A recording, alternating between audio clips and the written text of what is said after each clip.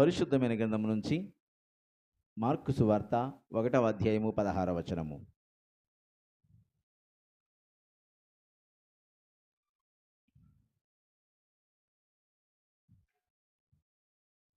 Mark సువార్త 1వ అధ్యాయము 16వ వచనము ధ్యానం చేద్దాం.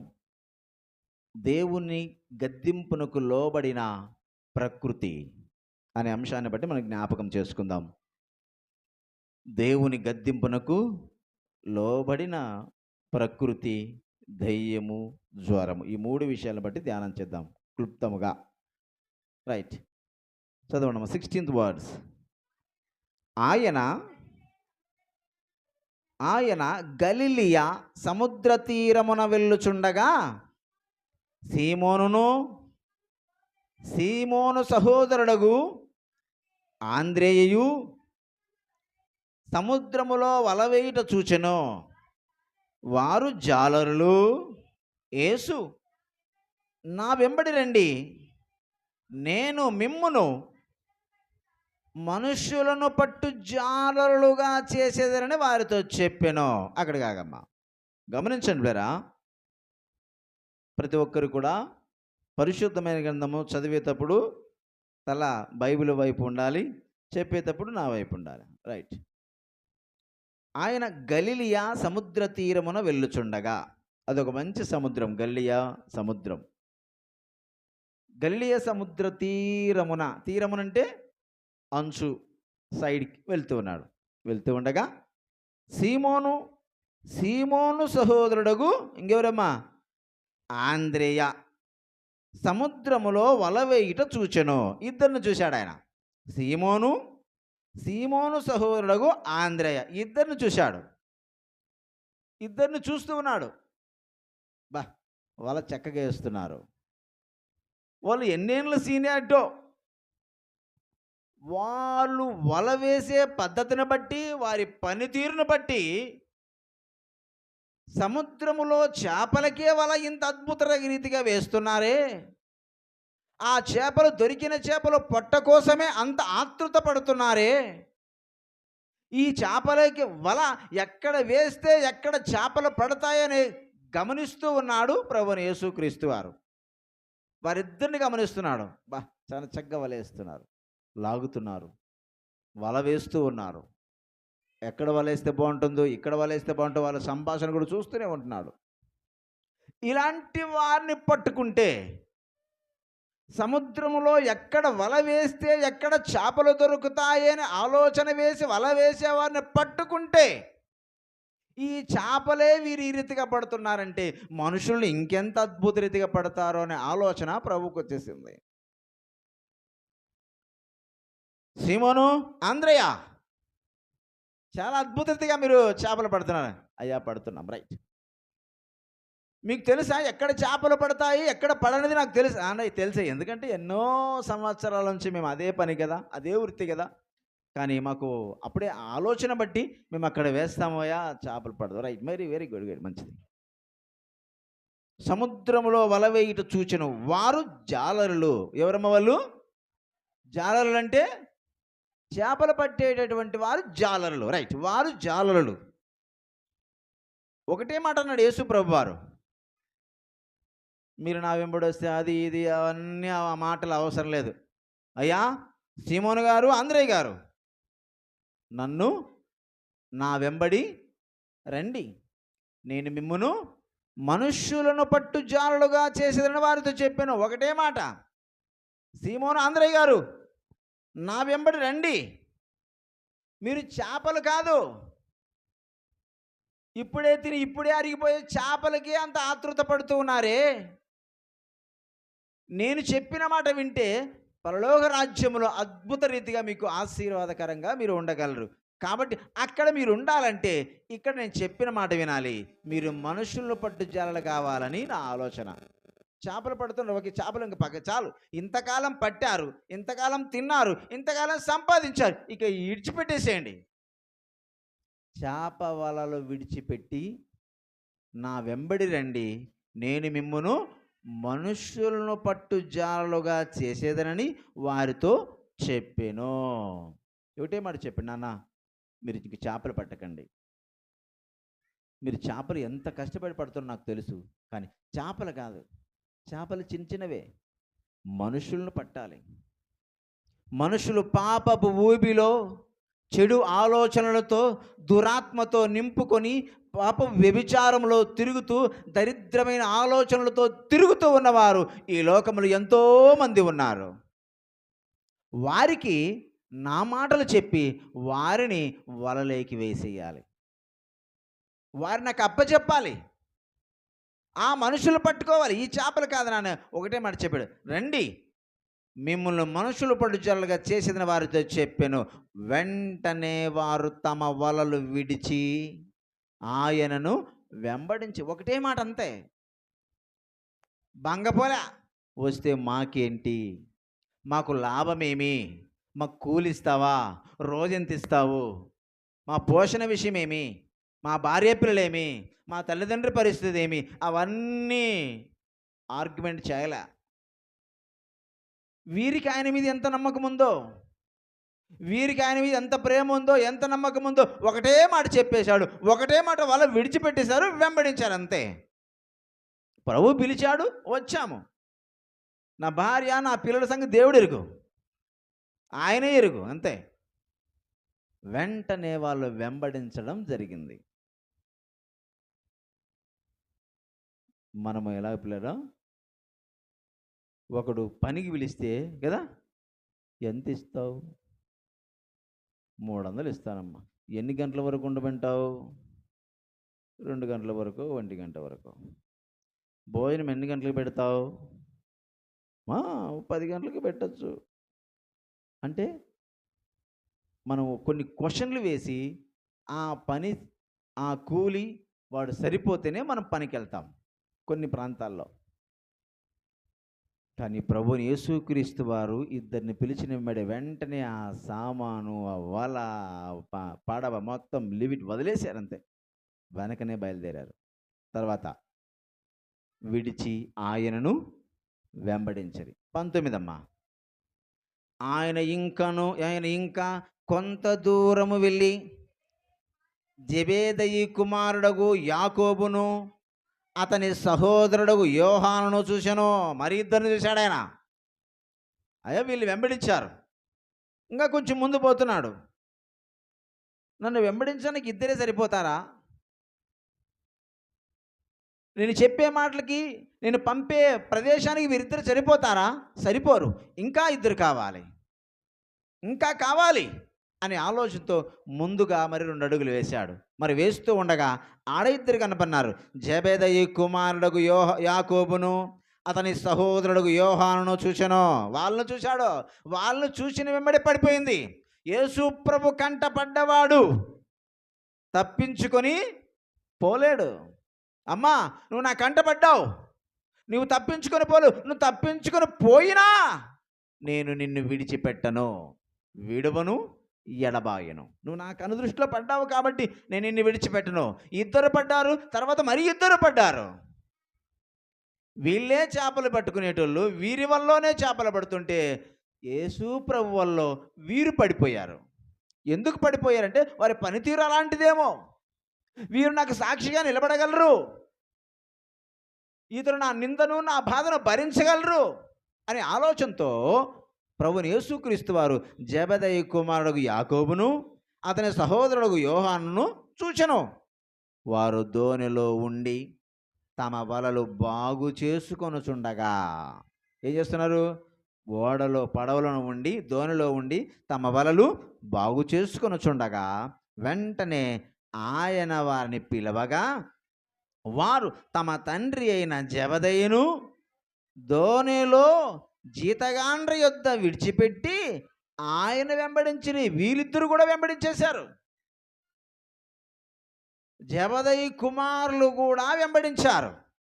నెక్స్ట్, జెబెదయి కుమారులు డబ్బు లేని వారు కాదు, ఆస్తులుగా ఉంటాయి, సంపద ఉంది, ఒకరికి జీతమిచ్చి పెంచే తనము కనపడుతుంది. అది ఎలా చెప్పగలమంటే 20వ వచనం చూడండి. వెంటనే ఆయన పిలవగా వారు తమ తండ్రి అయిన జెబెదయిని ధోనిలో జీతగాండ్ర యొద్ద. ఎవరి యొద్ద పెట్టాడు తెలుసా? జీతగాండ్ర యొద్ద. అంటే జబదయికి ఈ జీతగాండ్రు కూడా ఉన్నారు. వలలు పట్టుకోవడానికి, వల వేయడానికి, పడవలో ఉండడానికి, దోణిలో ఏదో ఒక సహాయం చేయడానికి జీతగాండ్రతో సహా పని చేస్తూ ఉన్నారు. 2 కొడుకులు ఉన్నారు, తండ్రి ఉన్నాడు, జీతగాండ్రు ఉన్నారు. ఎస్, జీతగాండ్రు కూడా ఉన్నారని మనం వాక్యం చెప్తుంది. జీతగాండ్రు యొద్ద విడిచిపెట్టి ఆయన వెంబడించిరి. శిష్యులు చూడు ఎంత మంచి పని చేసి తెలుసా? వెంటనే వల విడిచిపెట్టిపోవడం కాదు. ఇక్కడ మా తండ్రి గారు ఉన్నారు కదా, వెంటనే పోతే మా తండ్రి గారి పరిస్థితి ఏమి? మా తండ్రి పరిస్థితి ఏమి? పడిపోతాడో, కూర్చుంటాడో, నిలబడలేడేమో. కాబట్టి నాకు ఇంకా నీ జీతగాండ్రు ఉన్నారు కదా, వీరికి నా తండ్రిని అప్పచెప్పి యేసుప్రభు వెంబడించారు. ఎవరెవరమ్మా? యాకోబు, అతని సహోదరులకు యోహాను. ఇద్దరంతా 4 మెంబర్స్ వెంబడించారు. రైట్. గమనించండి పిల్లరా, డబ్బు ఉన్నవాడు దేవుని వెంబడిస్తూ ఉన్నాడు, డబ్బు లేనివాడు దేవుని వెంబడిస్తున్నాడు. ఈ జీతగాండ్రు ఉన్నా కూడా వీళ్ళు ఆలోచన చేయొచ్చు, ఆయన వెంబడిస్తే ఏమొస్తుంది? డబ్బు వస్తుందా? ఏమొస్తుంది? మనకేం డబ్బు దండిగా ఉంది కదా, మనమే జీతగాండ్రు పెట్టి పోషిస్తున్నాము కదా, ఆయన వెంబడించడం మనం అవసరమా అనే ఆలోచన కూడా యాకోబుకి, యోహానుకి రాలే. ప్రభు పిలిచాడు, నేను వచ్చాను అంతే, వేరే ఆలోచన నాకు రాకూడదు. అగో నా తండ్రి ఒంటరిగా అవుతాడేమోనని జీతగాండ్రు పెట్టి మన ఆ తండ్రిని విడిచిపెట్టి వెళ్తున్నాము. తర్వాత ఆ తండ్రి ఇంటికి తీసుకెళ్ళొచ్చు, ఇంట్లో కూర్చోబెట్టచ్చు, వారి పని వారు చేసుకుంటే ఉండొచ్చు. యేసు ప్రభు కూడా చనిపోయేటప్పుడు తల్లిని ఒంటరి చేసి వెళ్ళిపోలే. ఎవరికి అప్పచెప్పాడు? యోహానుకి అప్పచెప్పాడు. నాన్న, ఇదిగో నీ తల్లి, అమ్మా ఇదిగో నీ కుమారుడు, ఇక నేను వెళ్ళిపోతున్నా, నేను చనిపోతున్నా, నేను తండ్రి యొద్దకు వెళ్తున్నా. అలాగే వీరు కూడా వెళుతూ ప్రభు వెంబడిస్తూ ఉండగా తండ్రిని ఒంటరిగా విడిచి వెళ్ళక జీతగాండ్ర యొద్దకు అప్పచెప్పి అద్భుత రీతిగా వెళ్తూ ఉన్నారు. రైట్, వెళ్ళారు. వెళ్ళిన తర్వాత ఏమైందమ్మా? 21. అంతటా వారు కపెర్నహూములోనికి వెళ్ళిరి. వెంటనే ఆయన విశ్రాంతి దినమున సమాజ మందిరంలోనికి పోయి బోధించును. పక్కనే కొంత దూరమే కపెర్నహూము అనే పట్టణము, గ్రామం ఉంది. అక్కడ కొంచెం అలా దిగితేనే అక్కడ వెళ్ళాడు. వెళ్ళిన వెంబడే ఏం చేశాడు? ఆయన సమాజ మందిరంలోకి వెళ్ళాడు, దేవుని మందిర ఆవరణలోకి వెళ్ళాడు. సమాజ మందిరంలోకి వెళ్ళి బోధించాడు అంతే. ఒకటే మాట బోధించాడు అంతే. అయ్యా కొన్ని మాటలు చెప్తానన్నాడు, అడిగాడో లేదో తెలియదు. సరే మీరు అంతగా చెప్తాను, వెళ్ళండి, బోధించండి. బోధించాడు. బోధించిన వెంబడే ఆయన శాస్త్రుల వలె గాక అధికారము గలవాని వలె వారికి బోధించను గనుక వారు ఆయన బోధకు ఆశ్చర్యపడిరి. ఎప్పుడు ఇతడు ఇలాగ బోధించలేదే, శాస్త్రులు కూడా ఇలాగ బోధించలేదే, ఇంత అద్భుత మాటలు ఈయన బోధిస్తూ ఉన్నాడే అని అందరూ కూడా ఆశ్చర్యపడిపోయారు. ఏమి మాట అనుకుంటావు? ఆ మాటలోనే స్వస్థత, ఆ మాటలోనే ఆయుష్, ఆ మాటలోనే ఆరోగ్యము, ఆ మాటలోనే నెమ్మది, ఆ మాటలోనే సమస్తము ఉన్నది పిల్లరా. ఆ మాటను బట్టి ఆశ్చర్యపడిపోయారు సమాజ మందిరంలో ఉన్నవారు. నెక్స్ట్ ఆయన వెంబడి వచ్చిన వారు ఎంతమంది? 4 మెంబర్స్. వారు కూడా ఆశ్చర్యపడిపోయారు. ఏమి బోధయ్యా, బా ఎప్పుడు వినలేదు, అద్భుతమైన బోధ. అసలు మాట్లాడింది ఎవరక్కడ? ప్రభు అయిన యేసుక్రీస్తు. ఆయన మాట్లాడితే బోధకు పేరు పెట్టడమేనా? ఆయన మాట్లాడితే లోటా? ఆయన మాట్లాడితే తప్పిదములా? No, never. ఆ మాటలు ఆశ్చర్యకరంగా అద్భుత రీతిగా వారికి కనిపించాయి. చూడు ఏమన్నా తెలుసా? బోధకు ఆశ్చర్యపడిరి. ఆ సమయమున వారి సమాజ మందిరములో అపవిత్రాత్మ పట్టిన మనుష్యుడు ఒకడుండెను. అక్కడే ఒకడున్నాడు. ఎవడడు? దయ్యము పట్టినవాడు. ఎంతకాలం ఉన్నాడో తెలియదు, కానీ ఆయన బోధిస్తూ ఉంటుండగా ఆ సమయంలోనే అపవిత్రాత్మ పట్టిన వాడు ఒక్కడున్నాడు అక్కడ. ఓకే, ఉన్నాడు మంచిది. ఊకనే ఉన్నాడా? ఏం చేశాడు ఆయన? మందిరములో ఏం చేశాడమ్మా? వాడు నజరేయుడగు యేసు మాతో నీకేమి? మమ్ము నశింపజేయుటకు వచ్చితివా? నీవెవడవో నాకు తెలియము, నీవు దేవుని పరిశుద్ధుడవు అని కేకలు వేసెను. వీడెవడు? ఉన్నట్లు ఉండి అపవిత్రాత్మ పట్టిన వాడే ఏం చెప్తున్నాడు తెలుసా? యేసు ప్రభు గురించి చెప్తున్నాడు. అపవిత్రాత్మ పట్టినవాడు కేకలు వేయొచ్చు, ఏమేమో చేయొచ్చు, లేక సైలెంట్గా ఉండొచ్చు. అపవిత్రాత్మ పట్టిన వాడే ఏం మాట్లాడుతున్నాడు తెలుసా? నజరేయుడవగు యేసు మాతో నీకేమి? మమ్ము నశింపజేయుటకు వచ్చితివా? మమ్మల్ని నశింపజేయడానికే వచ్చావా? రేయ్, నశింపజేయడానికే కాదు, నశించిన దానిని వెతికి రక్షించుటకు నేను వచ్చాను.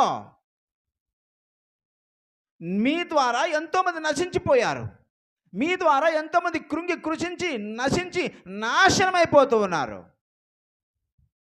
అందుకే నేను వచ్చాను. ఏమన్నదమ్మా? మమ్మల్ని నశింపజేయుటకు వచ్చితివా? నీవెవడవో నాకు తెలియను. ఎవరికి తెలుసు? దయ్యానికి తెలుసు. యేసు ప్రభు ఎవరో దయ్యానికి తెలుసు, మనుషులకు తెలియదు.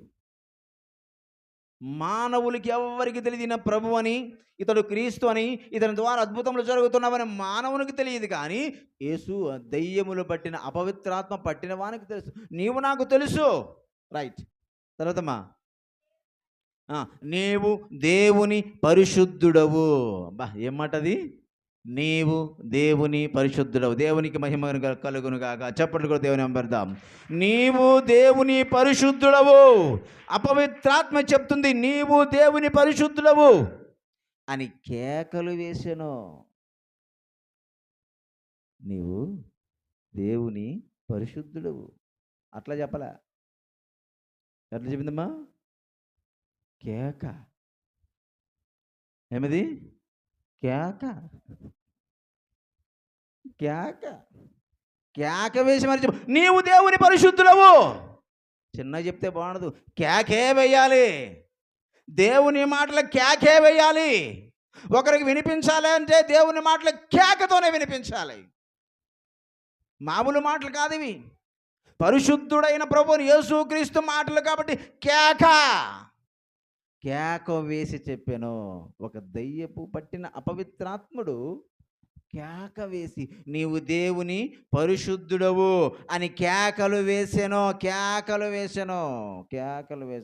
ఆ దయ్యపు పట్టిన అపవిత్రాత్మ కేకలు వేస్తుంటే అందరూ విస్మయం ఉంది ఇలా చూస్తుంటే వీడు ఇట్లా కేకలు వేస్తున్నాడు. కేకలు వేయడానికి కారణము వాడు నిజం చెప్పాడు. ఇతడు పరిశుద్ధుడని, ఇతడు దేవుని కుమారుడని, ఇతని ద్వారా ఆయుష్, ఆరోగ్యం, శాంతి, సమాధానం, నెమ్మది అన్నీ ఉన్నవని కేక వేసి మరి చెప్పాడు. మనం చెప్పలేం. సాక్ష్యం చెప్పమ్మా అంటే నాకు భయం సార్, గజి వణుకుతాను. కట్టి పట్టుకొని వచ్చి నిలబడి వణుక్కోకుండా, భయం పడుకోకుండా. భయపడతావా? నీ జీవితంలో ఎన్నెన్నో అద్భుతములు చేస్తే కూడా నువ్వు సాక్ష్యం చెప్పలేకపోతున్నావు. కేక వేసి సువార్త చెప్పలేకపోతున్నావు.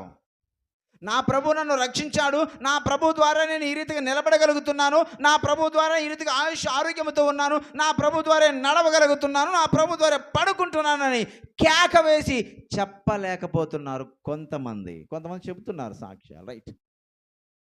కేక వేయాలయ్యా. నిజమైన ప్రభువుని యేసుక్రీస్తును కేక వేసి చెప్పలేవా? నీ జీవితంలో ఇన్ని అద్భుతములు జరిగినా కూడా కేక వేసి ఒక్క మాట చెప్పలేవా? నీవు బాగుపడుతున్నావు, నీ ద్వారా ఇంకొకడు కూడా బాగుపడాలి కదా. కనీసం దయ్యం చేసే పని కూడా చేయలేకపోతున్నాం మనం. దయ్యం ఒప్పుకుంటుంది ఇతడు పరిశుద్ధుడు ప్రభువుని యేసుక్రీస్తు కేక వేసి చెప్తుంది. మానవుడు కేక వేయలేడు. అమ్మా గట్టిగా అరుసుద్దమ్మ, గొంతు పోతుంది. ఓ పాట పాడమంటే పాడుకోడు. తిందిరా 3 పూట్లు తిని ఒక పాట పాడలేవు. ఒక పాట పాడలేవు, వాక్యం చెప్పలేవు, ప్రార్థన చేయలేవు, స్తుతి చెల్లించలేవు. ఎందుకు నేను నువ్వునే కోసేయాలి? దొండపోతులు కోసినట్టు పస కోసి పాడాలి. ఒక దయ్యం చెప్తుంది, అదే ఆలోచన. నీ గురించి, ప్రభు గురించి దయ్యం చెప్తుంది. మనం ఒక్కరి గురించి అని చెప్పావా? నీ ఇంటి పక్కలో కానీ ఇంటి ఎదురు కానీ ఎక్కడ నువ్వు పోతున్నప్పుడు కానీ కూర్చున్నప్పుడు చెప్తున్నావా? చెప్పము. ఆ ఎమ్మిట్లా ఈ ఎమ్మిట్లా, ఆ ఎప్పిట్లా ఈ ఎప్పిట్లా, ఇదే ఉంటుందేమో.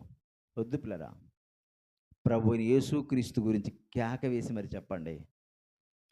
ప్రభువుని యేసుక్రీస్తు గురించి నువ్వు కేక వేసి చెప్తే నీలో ఉన్న దయ్యము, నీలో ఉన్న అపవిత్రత్వం వెంటనే పారిపోతుంది. ఆ కేకే పారిపోయి ఉంటుంది అంతే. ఆ కేకే ఏమన్నాడు తర్వాత? కేక వేసెను, అందుకు యేసు ఊరకుండుము, వానిని విడిచిపెట్టమని దాన్ని గద్దింపగా అపవిత్రాత్మ వానిని విలవిలలాడించి పెద్ద కేక వేసి వానిని విడిచిపోయెను. బా, ఎంత చక్కగా చెప్తున్నా. ఊరకుండుము, దయ్యమా ఊరుకుండు, ఎందుకు వాడిని అంత ఇబ్బంది పెడుతున్నావు? అతనిలో నుంచి వెళ్ళిపో. ఏముందమ్మా? అతను విస్మయం ఉంది. ఊరకుండుము, వాని విడిచిపొమ్ము, దాని గద్దింపగా అపవిత్రాత్మ వాని విలవిలలాడించి పెద్ద కేక వేసి విడిచి పోయాను. గద్దించాడంతే. సాతానా పో, అంతే, ఒకటే మాట. ఏయ్ కూర్చోబెట్టుకోమ్మా, సాతానా పొమ్ము, గద్దించాడంతే. సాతానా పో,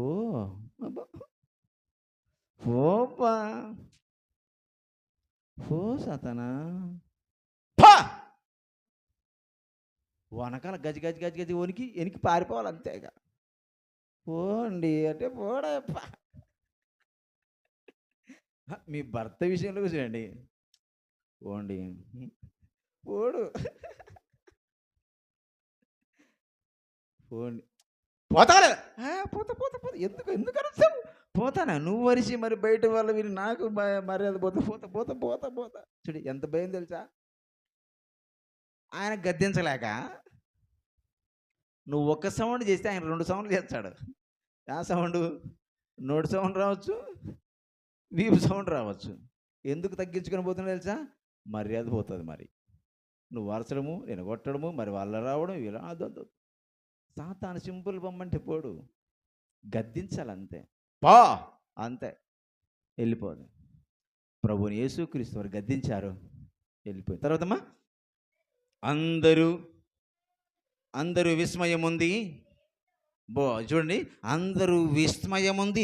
ఏమిటో ఇది క్రొత్త బోధగా ఉన్నదే, ఈయన అధికారులతో అపవిత్రాత్మలకును ఆజ్ఞాపింపగా అవి ఆయనకు లోబడుచున్నవని ఒకనితో ఒకడు చెప్పుకొనిరి. ఇదేందబ్బా, అపవిత్రాత్మ అతనికి లోబడ్డమేంది? ఎన్నిసార్లు చేసినా పో పో అంటే ఎన్నిసార్లు చెప్పినా ఒక్క దయ్యం పోలా. వాడు ఎప్పటి నుంచో ఉన్నాడు, నన్ను చూస్తూనే ఉన్నాడు, ఏమనలేదు వాడు. నేను బోధిస్తూ ఉన్నవాడు ఏమనలే. కానీ యేసుప్రభు ఎప్పుడైతే వచ్చి వాక్యం చెప్పాడో, నజరేయుడు యేసు పరిశుద్ధుడు అని అంత చక్కగా అపవిత్రాత్మ పట్టినాడు చెప్తున్నాడే. ఏమిటి బోధ? ఏమిటి ఆయన సంకల్పం? ఏమిటి ఆయన కృప? ఏమిటి బోధ? ఈ కొత్త బోధ ఉన్నదే ఈయన అధికారముతో అపవిత్రాత్మను ఆజ్ఞాపింపగా. ఏమిటితో? అధికారముతో. ఏమిటా అధికారం? నా తండ్రి అధికారం. అది నా తండ్రి నాకు ఇచ్చిన అధికారమును బట్టి సాతానా పో అంటే పోవాలంతే. అధికారమును బట్టి, అధికారముతో చెప్పాలి, అధికారముతో అపవిత్రాత్మకును ఆజ్ఞాపింపగా అవి ఆయనకు లోబడుచున్నవని ఒకనితో ఒకడు చెప్పుకొనిరి. ఒకనితో ఒకడు గుసగుసలాడుతున్నారు. ఏం ఆయనకు లోబడి మీదప్ప, ఒకరితో ఒకరు గుసగుసలాడుతున్నారు. ప్రభు తిక్కోడనుకున్నారా? మీరు గుసగుసలాడేదంతా కూడా ఆయనకి తెలుసు. హృదయ రహస్యములు ఎరిగిన దేవుడు ఆయన. గుసగుసలాడుకొని చుండగా ఒకరితో ఒకడు చెప్పుకొని వెంటనే ఆయనను గూర్చి సమాచారము త్వరలో గలిలియా ప్రాంతమంతటా వ్యాపించెను. దేవునికి మహిమ కలుగునుగాక. చప్పట్లు కొడుతూ దేవుని పంపిద్దాం. థ్యాంక్ యూ ప్రభువా. ఆయన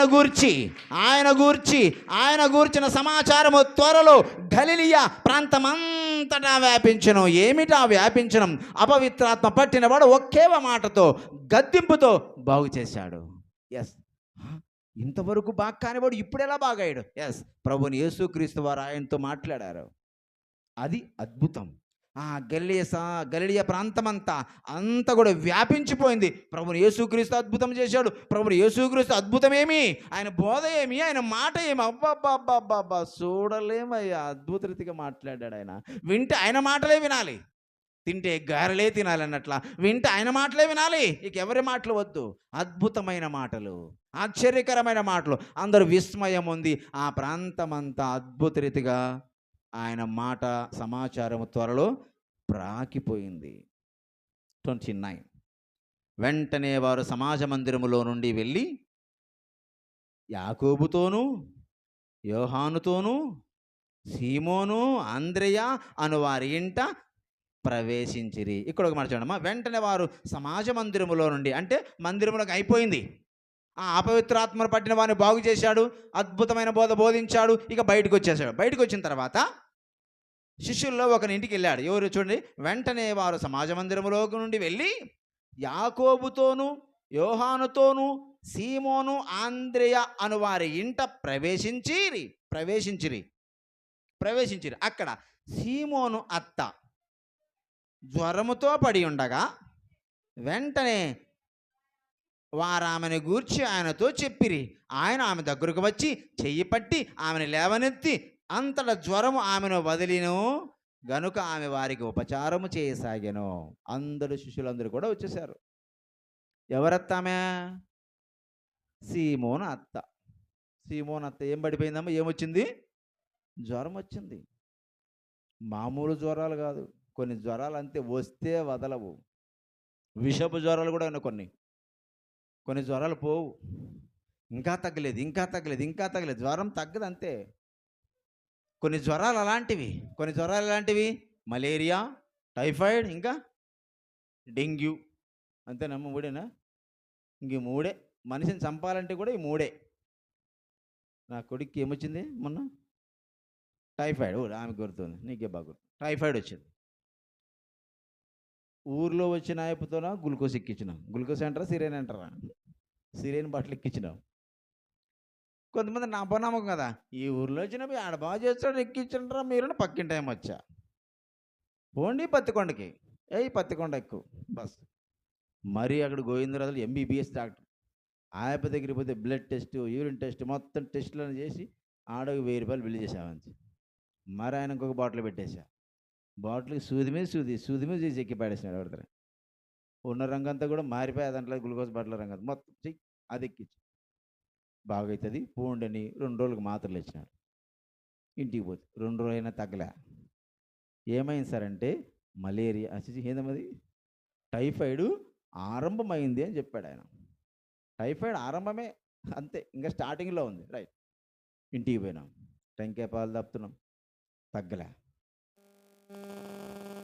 మరి ఇంకోసారి పోతుంది, ఏం సార్ తగ్గలేదు, జ్వరమే తగ్గలేదు. వాడు రాత్రి పొగలంతా చూస్తే క్యారమ్ బోర్డు ఆడతాడు, మరి రాత్రి ఇద్దరికే రగ్గప్పుకొని ముడుకుంటాడు.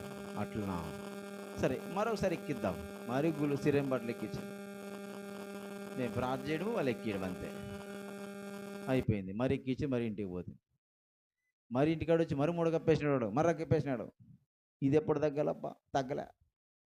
ఇంకా నాకు బాధేసా, ప్రభువా వీడి త్వరలో హాస్టల్కి పోవాలా, చదువుకునేకి పోవాలా, ఈ జ్వరంతో ఎట్లా పోతాడబ్బా అని ఆలోచన పడింది. ఒక ఆయమ్మ వచ్చింది. ఏమొచ్చింది? మీ చిన్నమ్మ, వాళ్ళ చిన్నమ్మ వచ్చి ఏదో చెప్పబ్బా, ఒకసారి అటుకి పోయిరా పోండి. ఆయమ్మ అడిగి పోయి అంతలో వేయించుకుని లాస్ట్ గుండు కొరిగించి ఇక ఉన్న విగ్రహాన్ని జోలికే యేసుప్రభే వద్దని ఇంక ఇంటికాడ కూర్చుని పాపం.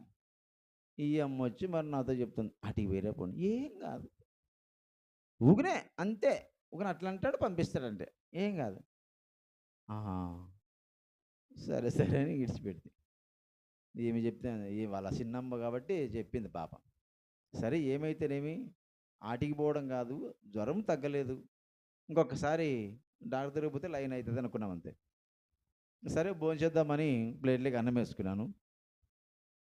బెండకాయ చట్నీ చేసేది, బెండకాయ చట్నీ అన్నం తిందామని వేసుకున్న తర్వాత గుర్తొచ్చా, నా కొడుకు ఇంకా జ్వరం తగ్గలేదు, ఏం చేద్దాం? ఉన్న ప్లేట్ అన్నం మీద కప్పి ఇక తాళంచో మందిరం తీసుకొని ఇక దౌడు మందిరంలోకి. ప్రభువా, నా కొడుకు 3 రోజుల జ్వరం తగ్గలే అని కొంచెం భారం కలిగి ప్రార్థన చేశాను. కానీ దేవుని మహాకృపను బట్టి, దేవుని ఇచ్చిన కృపను బట్టి జ్వరం ఆ రాత్రికి తగ్గి కొంచెం ఆహారం తినడము మొదలుపెట్టాడు. నిదానంగా ఇక్కడ వచ్చేసినాము అంతే. ఇక్కడ రావడం జరిగింది. దేవునికి మహిమ కలుగును గాక. అంటే ఇంకొకసారి ఇదే ప్రార్థన ఫస్ట్ సారి 2వ సారి చేయొచ్చు కదా, చేయలేదు. ఓవర్ అయినప్పుడే చేసేది మన ప్రార్థన. వాడు సస్తాడేమో అనేటప్పుడే ప్రభువా నా కూడా సస్తాడేమో, ఈ ప్రార్థన చేయి, తినొద్దు తిరుగు ప్రార్థన చెయ్యి అంటే సావు బతుకులతో ఉన్నప్పుడు ఇంకెక్కువ ప్రార్థన. అలా కాదు పిల్లల, అదే భారము స్టార్టింగ్లో కూడా చేస్తే ప్రభుని స్వస్థపరచొచ్చేమో. ఈమెకి ఎలాంటి జ్వరమో తెలియదు పాపం. ఇంకొక మాట, ఈమె ఇంకనూ జ్వరంతో ఉందంటే ఈమె కూడా కొన్ని ట్యాబ్లెట్ మిగిండొచ్చు, కొంతమందితో చూపించవచ్చు, కానీ ఇంకా బాగాలే. కానీ ప్రభు కృపను బట్టి సీమోన్ చెప్పింటాడేమో, మా అత్త చాలా జ్వరంతో బాధపడుతుందా, ఒకసారి ప్రభుని తొలకరండి. అట్లా మన ప్రభు మనతోనే ఉన్నాడు కదా, తీసుకెళ్దాం పాలని తోలుకొని వచ్చారు. పాపం పిలుచుకొని వచ్చారు. తోలుకొని రా అనకూడదు కదా, పిలుచుకొని వచ్చారు. తోలుకొని వచ్చేది ఏంది, పశువులు దొరికొచ్చేది కదా, పిలుచుకొని వచ్చారు. పిలుచుకొని వచ్చి చెప్పారు, అయ్యగారు సీమోన్ అత్త గారు చాలా జ్వరంతో బాధపడతాను. అలాగనా, రైట్, ఒకటే మాట చాలా. ఏమన్నాడమ్మా, ఏమన్నాడు? ఆయన ఆమె దగ్గరకు వచ్చి చెయ్యి పట్టి ఆమెను లేవనెత్తెను. దేవునికి మహిమ కలుగును గాక. చెయ్యి పట్టి లేవనెత్తాడు అంతే. ఆయన చెయ్యి పట్టి లేవనెత్తాడు. ఇంక వేరే అవసరమే లేదు, ఇంకేం అవసరం లేదు. ఎవరు నన్ను వెంబడించిన సీమోను అత్త జ్వరంతో పడి ఉండితే నేను ఎలా ఉండగలను? ఉండలేను. కాబట్టి నన్ను వెంబడించువారు సంపూర్ణ ఆరోగ్యవంతులుగా ఉండాలి. దేవునికి మహిమ కలుగును గాక. నన్ను వెంబడించువారు ఆరోగ్యకరంగా ఉండాలి, నన్ను వెంబడించువారు సంపూర్ణ ఆరోగ్యవంతులుగా ఉండాలని ప్రభు అయిన యేసుక్రీస్తు వారు ఆమె చెయ్యి పట్టుకొని ఎలాగా లేపాడు. వెంటనే ఆమె ఏమైందమ్మా, అంతటా జ్వరము ఆమెను వదిలేను గనుక ఆమె వారికి ఉపచారము చేయసాగాను. దేవునికి మహిమ కలుగును గాక. జ్వరం వదిలింది. ఆమె ఏం చేసింది? జ్వరం తగ్గింది కదా అని ఇంట్లోకి పోయి డేక్ష తీసి కప దాంట్లోకి అన్నం తోడుకొని పప్పు వేసుకొని దన తినలా. ఏం చేసింది ఆమె? ప్రభువుని యేసుక్రీస్తుకి ఉపచారం అంటే పరిచారం చేసింది. అయ్యా నీకేం కావాలో చెప్పండి, నేను చేస్తాను మీకు సహాయం. మీకు ఏం కావాలి? ఫుడ్డా? అవి మీరు ఏం తింటారో చెప్పండి, మీకు పరిచారం చేసే బాధ్యత నాది, మీకు సేవకురాలుగా ఉండే బాధ్యత నాది. ఎందుకంటే ఎన్నో రోజుల నుంచి బాధపడుతున్నాను, ఎన్నో మాత్రలు మింగాను, ఎందరికో చూపించాను, తగ్గలే. మీరు వచ్చిన వెంబడే, నా చేయి పట్టుకున్న వెంబడే అద్భుత రీతిగా నాకు జ్వరం బాగైంది. అయ్యా మీకేం కావాలో చెప్పండి, మేము మీకు ఉపచారం చేస్తాము అని పరిచారం చేయడం సాగింది. దేవునికి మహిమ కలుగును గాక. మీ కుటుంబాల్లో, మీ భర్త విషయంలో, మీ పిల్లల విషయంలో, మీ విషయంలో దేవుడు ఎన్ని అద్భుతములు చేయలేదు, ఎన్ని క్రియలు చేయలేదు. మరి మీరు దేవుని పరిచర్య ఏం చేస్తున్నారు? కేక వేసి ఒక్క మాటన చెప్పారా? లేదు. పోనీ మందిర పరిచర్య నిమిత్తమై బండలు తులిచే విషయంలో, చేపలు వేసే విషయంలో, మందిరం శుభ్రపరిచే విషయంలో పరిచారం చేస్తున్నారా? లేదు. వేసిన చేపల మీద కూర్చోవడానికి వస్తున్నారు. నేను రావద్దని చెప్పలే. ఆమె ఏ రీతిగా అయితే ఆమె కుటుంబంలో అద్భుత కార్యం జరిగిందో ఆమె పరిచారం చేసింది, పరిచర్య చేసింది. మరి ఏడ మీ పరిచర్య చెప్పండి? ఈరోజు పొద్దున్నే వచ్చా మందిరానికి, చాలా వారాలు, నెలలైంది రాక. నేను అది ఎక్సెల్ బండి తీసుకొని వచ్చా. 4 అమ్మ 5 మంది వచ్చింది ఈరోజు. 5 మెంబర్స్ వచ్చారు. రావాలంటే మీరు ఎంతమంది రావచ్చు తెలుసా? ఇంతమంది కూడా రావచ్చు. ఒక్కొక్కరు ఒక బండ కడిగిపోండి. కానీ రాలా. మీకు ఏమెక్కువ? నిదుర ఎక్కువ. నెక్స్ట్ ఇంకా రగ్గు కప్పుకోవాలా, పడుకోవాలా. మంచి సమయం అది, మంచి సమయం. పడుకోవాలి, తినాలి, ఉండాలి. గమనించండి, ఈమె ఎందుకు ఆ పరిచర్య చేసిందంటే కృతజ్ఞత చూపించింది ఆమె. మరి మీరెక్కడ కృతజ్ఞత చూపిస్తున్నారు? మీ కుటుంబాలలో అద్భుతం జరగాలంటే, మీ కుటుంబాల్లో చక్కటి కార్యక్రమాలు జరగాలంటే దేవుని పరిచర్యలో పాల్గొనాలి. దేవుని పరిచర్య చేయాలి. మందిని శుభ్రపరిచే విషయమా ఏదే దేవుని పని ఏమై చెప్పండి సార్ అని అడగాలి. ఒక్కరొస్తే భారం కదా కొంచెం, ఇద్దరొస్తే కూడా కొంచెం భారం కదా. మందిని కడగాలి, తుడచాలి, ఏదో సర్దేయాలి, బయట కడగంతా లైన్ చేయాలి. ఎక్కువ మంది వస్తే కూడా మంచిగా చిన్న పని చేసుకుంటారు కదా. కానీ చాలామంది రాలే. మరి అలాగ ఉంటే ఆశీర్వాదం వస్తుందా రాదా మీకే తెలుసు. కాబట్టి ఇది మంచిది కాదు. మీ జీవితంలో అద్భుతమైన కార్యక్రమం జరిగింది కాబట్టి ఆయనకు కృతజ్ఞత చెప్పాలి, ప్రభుని స్తుతించాలి, ఆరాధించాలి. ఈమె ఏ రీతిగా అయితే పరిచారం చేస్తూ ఉపచారం చేస్తూ ఆయనకు సహకారం చేసిందో అట్టి కృప ప్రభు మీకు కూడా దయచేయునుగాక. తలలు వంచుదాం, మోకరిద్దాం, ప్రార్థన చేసుకుందాం.